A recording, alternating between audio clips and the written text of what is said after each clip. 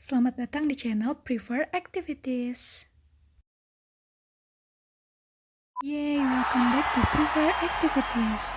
Jadi sekarang ada konten baru dari kita yaitu Stories.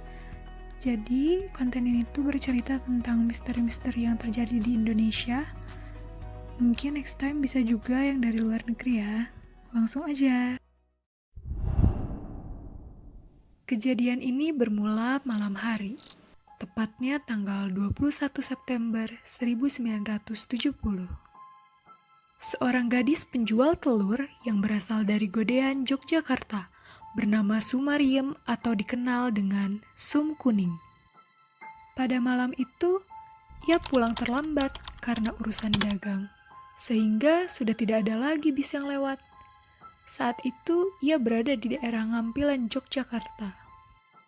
Akhirnya, dengan rasa was-was, ia berjalan kaki. Kondisi pada malam itu sangat sepi, berbeda dengan tahun sekarang. Saat melintasi bagian timur asrama polisi Patuk, tiba-tiba ada sebuah mobil yang hampir menyerempet Sum Kuning. Mobil itu berhenti di sampingnya. Beberapa pemuda keluar dari mobil tersebut lalu menarik Sum Kuning secara paksa. Sum Kuning berusaha untuk menolak, namun tidak berhasil. Sum Kuning dibawa mengitari jalan di Ponegoro menuju ke Bumijo. Dalam perjalanan, salah satu pelaku sempat menempelkan pisau belati pada leher Sum Kuning sebagai ancaman. Selain itu, ia dibius dan nyaris tidak sadarkan diri. Setelah sampai di Bumijo, Sum Kuning ini mulai diperkosa satu persatu oleh para pelaku dan bagian intinya dimasukkan benda keras. Tak hanya diperkosa, tapi uang hasil dagangan telurnya pun diambil oleh para pemuda ini. Setelah pemuda ini merasa puas, mereka membawa Sum Kuning ke tepi jalan Wates Purworejo, daerah Gamping. Lalu Sum Kuning dibuang dalam keadaan tidak berdaya dan dengan pakaian kotor penuh bercak darah. Saat Sum Kuning dibuang, hari masih gelap. Tetapi ia berjuang keras menuju ke arah Yogyakarta. Ketika hari mulai terang, dengan sisa uang 100 rupiah, ia menyetop becak menuju rumah pelanggannya di Bumijo, Nyonya Sulardi. Nyonya Sulardi ini merasa iba melihat kondisi Sum Kuning. Nah, kebetulan Nyonya Sulardi ini tuh bertetangga dekat dengan Tut Sugiarto, seorang wartawan, sehingga ia meminta bantuan kepada Tut.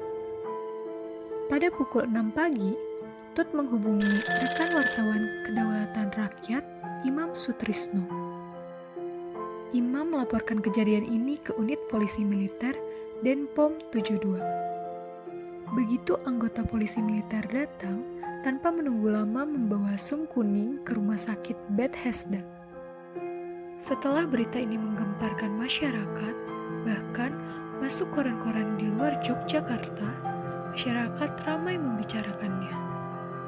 Pada tahun 1980, muncul sebuah film yang disutradarai oleh Frank Rorimpandey berjudul Perawan Desa, di mana jalur cerita ini nasib pemeran utamanya 11-12 dengan kisah Sum Kuning.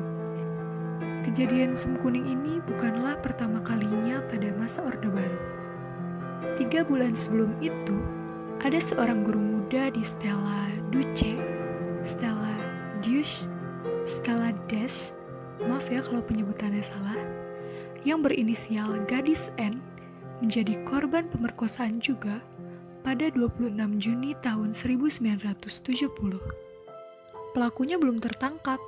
Hal ini membuat masyarakat berasumsi bahwa pelaku kedua kasus ini adalah pelaku yang sama. Pada 26 September 1970, sempat ada isu pelaku kejahatan pada Sum Kuning akan diarak. Namun ternyata tidak ada arak-arakan karena pelaku itu belum tertangkap. Dugaan masyarakat, pelakunya adalah anak orang terkemuka di Yogyakarta, karena kan pencurinya bawa mobil. Pada zaman itu, di tahun 1970, hanya orang kayalah yang punya mobil. Kembali ke Sum Kuning. Setelah keluar dari rumah sakit, Sum Kuning ditahan polisi karena dianggap memberikan laporan palsu dan telah menyebarkan kabar bohong.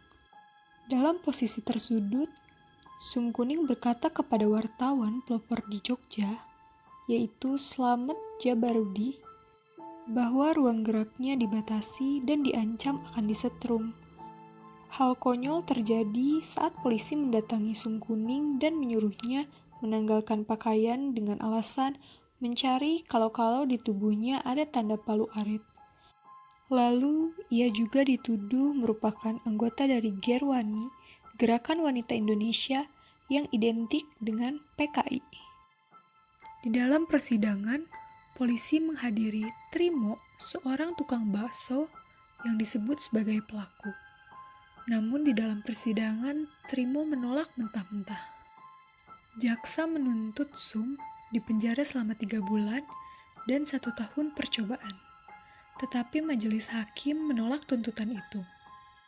Hakim Ketua Lamijah Moelyarto menyatakan Sum tak terbukti memberikan keterangan palsu. Akhirnya Sum harus dibebaskan. Dalam putusan hakim, dibeberkan pula nestapa Sum selama ditahan polisi. Dianiaya, tidak diberi obat saat sakit, dan dipaksa mengakui telah berhubungan badan dengan Trimo. Trimo pun dianiaya saat diperiksa oleh polisi. Kepala Kepolisian Republik Indonesia, Kapolri, yaitu Hugeng Imam Santoso, menyelidiki kasus ini.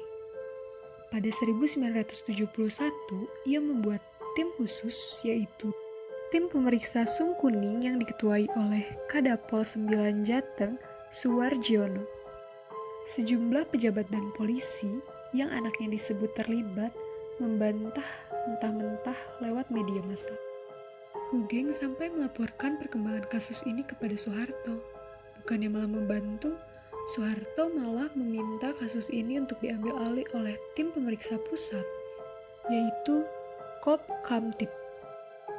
Kop Kamtib ini merupakan lembaga negara yang menangani kasus politik luar biasa yang dianggap membahayakan negara. Pertanyaannya, kenapa harus lembaga ini yang menangani? Hugeng sadar ada kekuatan besar untuk membuat kasus ini tuh menjadi bias. Akhirnya, pada 2 Oktober 1971, Hugeng pun dipensiunkan. Banyak yang beranggapan Hugeng dipensiunkan karena untuk menutup kasus ini. Hingga saat ini, pelaku kasus Sum Kuning ini tuh belum ditemukan. Mungkin suatu saat nanti kasus ini akan terungkap. Namun, kejadiannya sudah berpuluh tahun yang lalu sih. Bisa aja kasus ini nggak di-up kembali. Gimana nih menurut teman-teman kasus kali ini? Kasus kali ini dicukupkan ya. Yang mau kasus-kasus berikutnya komen di bawah boleh. Maunya kasus apa? Sampai bertemu di next episode. Bye-bye. Terima kasih telah menonton video ini hingga selesai. Untuk mendukung channel ini, jangan lupa untuk klik subscribe, like, comment, and share ke teman-teman kalian. Terima kasih.